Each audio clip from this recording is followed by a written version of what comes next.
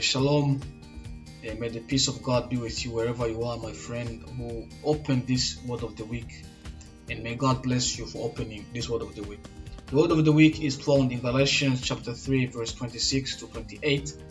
And it says, "For you are all children of God through faith in Christ Jesus, and all who have been united with Christ in baptism have put on Christ like putting a new cloth. There is no longer Jew or Gentile, slave or free, male or female, for you are all one in Christ Jesus." This is the word of the week, and receive it in the name of Jesus. This week we are going to pray for the unity of body of Christ.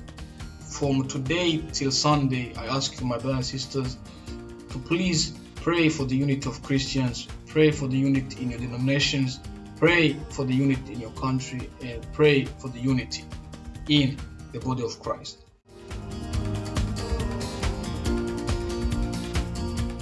Igitabo cy'Abagalatiya igice cya 3 umurongo 26 kugeza 28 haranditse ngo, "Mwese muri abana b'Imana mubeshejwe no kwizera Kristo Yesu, kuko mwese ababatirijwe muri Kristo muba mwambaye Kristo.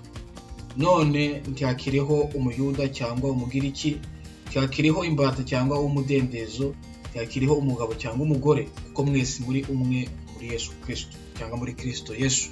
Ndagusaba mwene data kugira ngo kino cyumweru usengere ubumwe bw'umubiri wa Kristo, usengere abakristo ku isi yose, usengere amatorero atandukanye avuga Kristo, usengere abantu bose kugira ngo bagire ubumwe muri Kristo Yesu. Icyo turasengera muri iki cyumweru.